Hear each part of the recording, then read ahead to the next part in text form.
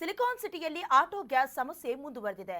Even ಸರ್ಕಾರಿ ಬಂಕ್ಗಳಲ್ಲೂ ಕೂಡ no stock ಫಲಕ ಕಾಣಿಸ್ತಾ ಇದೆ.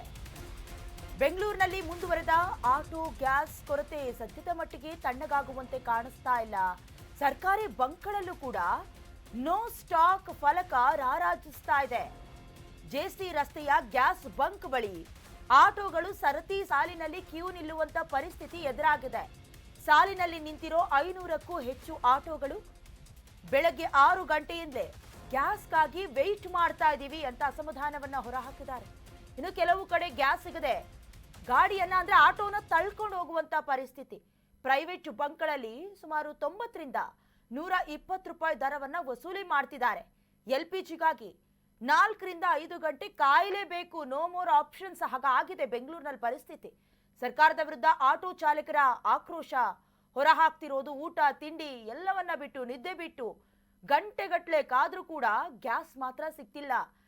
ರಾಜ್ಯದಲ್ಲಿ ಬಹುತೇಕ ಕಡೆ ಇದೇ ರೀತಿಯಾದಂತಹ ಪರಿಸ್ಥಿತಿ. ಬಟ್ ಬೆಂಗಳೂರಿನಲ್ಲಂತೂ ಸರತಿ ಸಾಲಿನಲ್ಲಿ ಕಿಲೋಮೀಟರ್ ಗಟ್ಟಲೆ ಇವತ್ತು ಸಿಗತ್ತೆ, ಅಟ್ಲೀಸ್ಟ್ ಇನ್ನೊಂದು ಅರ್ಧ ಗಂಟೆ ಬಿಟ್ಟು ಸಿಗತ್ತೆ, ಹೋಗ್ಲಿ ನಾಳೆ ಆದ್ರೂ ಸಿಗತ್ತೆ ಅಂತ ಕಾದ್ ಸಾಕಾಗಿದ್ದಾರೆ. ದೃಶ್ಯದಲ್ಲಿ ಗಮನಿಸ್ತಾ ಇದ್ದೀರಿ ನೀವು.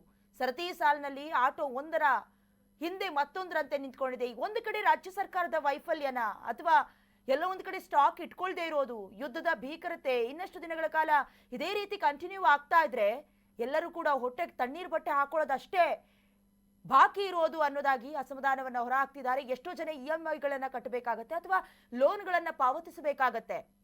ಈಗಾಗಲೇ ಜನಜೀವನ ಅಸ್ತವ್ಯಸ್ತವಾಗಿದೆ. ಒಂದು ಕಡೆ ಇರುವಂತ ಗ್ಯಾಸ್ನ ರೇಟು 1 to ಡಬಲ್ ಆಗಿರೋದ್ರಿಂದ ಆಟೋ ಫೇರ್ ಕೂಡ ಜಾಸ್ತಿ ಆಗ್ತಿದೆ. ಇದು ಸಾರ್ವಜನಿಕ ವಲಯದಲ್ಲಿ ಕೇಳಿ ಬರ್ತಾ ಇರೋ ಅಸಮಾಧಾನ. ಬೆಂಗಳೂರಿನಲ್ಲಿ ಮುಂದುವರಿತಾ ಇದೆ ಆಟೋ ಗ್ಯಾಸ್ ಕೊರತೆ. ಕೆಲ ಖಾಸಗಿ ಬಂಕ್ಗಳಲ್ಲಿ ಸಮಯ ಬದಲಾವಣೆಯಾಗಿದೆ. ಸೂಪರ್ ಗ್ಯಾಸ್ ಬಂಕ್ ಸಮಯ ಬದಲಾವಣೆ ಮಾಡಿಕೊಂಡಿದ್ದಾರೆ. ಬೆಂಗಳೂರಿನ ಬಸವೇಶ್ವರ ನಗರದಲ್ಲಿರುವ ಸೂಪರ್ ಗ್ಯಾಸ್ ಬಂಕ್ನಲ್ಲಿ ಸಮಯ ಬದಲಾವಣೆ ಆಗಿರೋದು. ಮಧ್ಯಾಹ್ನ 3 ಗಂಟೆಗಿಂತ ಗ್ಯಾಸ್ ಬಂಕ್ ಓಪನ್ ಇರುತ್ತೆ. ಮಧ್ಯಾಹ್ನದಿಂದ ಇಡೀ ರಾತ್ರಿ ಗ್ಯಾಸ್ ಪೂರೈಕೆ ಆಗುತ್ತೆ. ದಿನವೂ ಅಂದ್ರೆ ಇಷ್ಟು ದಿನ ಯೂಶುವಲಿ ಅವ್ರ ಟೈಮ್ ಟೇಬಲ್ ಹೇಗಿರ್ತಿತ್ತು ಅಂತ ಹೇಳಿದ್ರೆ ಬೆಳಿಗ್ಗೆಯಿಂದ ರಾತ್ರಿವರೆಗೂ ಇರ್ತಿತ್ತು. ಬಟ್ ಈಗ ಸೂಪರ್ ಗ್ಯಾಸ್ ಬಂಕ್ ಸಮಯದಲ್ಲಿ ಒಂದಷ್ಟು ಬದಲಾವಣೆ. ಟ್ರಾಫಿಕ್ ಪೊಲೀಸರ ಸೂಚನೆಯ ಮೇರೆಗೆ ಬಂಕ್ ಬಂದ್ ಆಗಿರೋದು. ಇನ್ನು ದಿನ ಗ್ಯಾಸ್ ಹಾಕೋದ್ರಿಂದ ಟ್ರಾಫಿಕ್ ಕಿರಿಕಿರಿ ಬಹಳ ದೊಡ್ಡ ಮಟ್ಟಕ್ಕೆ ತಲೆದೂರಿದೆ. ಇನ್ನು ಸ್ಥಳೀಯರಿಗೆ ಸಮಸ್ಯೆ ಆಗ್ತಿದೆ ಅಂತ ಈ ನಿರ್ಧಾರವನ್ನ ತೆಗೆದುಕೊಂಡಿರೋದು. ಎಲ್ಲೋ ಯುದ್ಧ ನಡೀತಾ ಇದೆ, ನಮಗೇನಾಗಬೇಕಾಗಿತ್ತು, ನಾವು ಸೇಫ್ ಆಗಿದ್ದೀವಿ ಅಂತ ಹೇಳ್ಕೊಳ್ಳೋದಕ್ಕೂ ಬರೋದಿಲ್ಲ. ಅರ್ಥವ್ಯವಸ್ಥೆಯಲ್ಲಿ ಬಹಳಷ್ಟು ಗಣನೀಯವಾಗಿ ಏರಿಳಿತವನ್ನ ಗಮನಿಸ್ತಾ ಇದೀವಿ. ಒಂದಕ್ಕೊಂದು ಹೇಗೆ ಇಂಟರ್ಲಿಂಕ್ ಆಗ್ಬಿಡತ್ತೆ ಅಂತ ಹೇಳಿದ್ರೆ, ಒಂದು ಕಡೆ ಗ್ಯಾಸ್ ಸಿಗೋದಿಲ್ಲ ಅಂತ ಹೇಳಿದ್ರೆ ಆಟೋ ಡ್ರೈವರ್ಸ್ಗಳಿಗೆ ಸಮಸ್ಯೆ.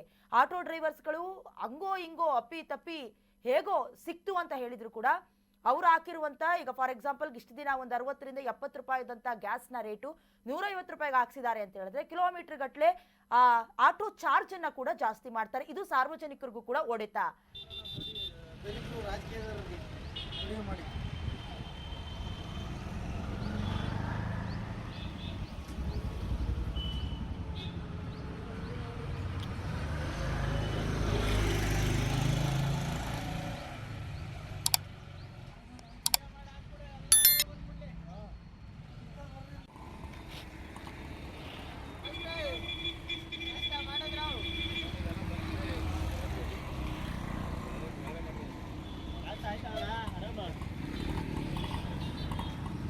ಆಯ್ತು ಬೈ.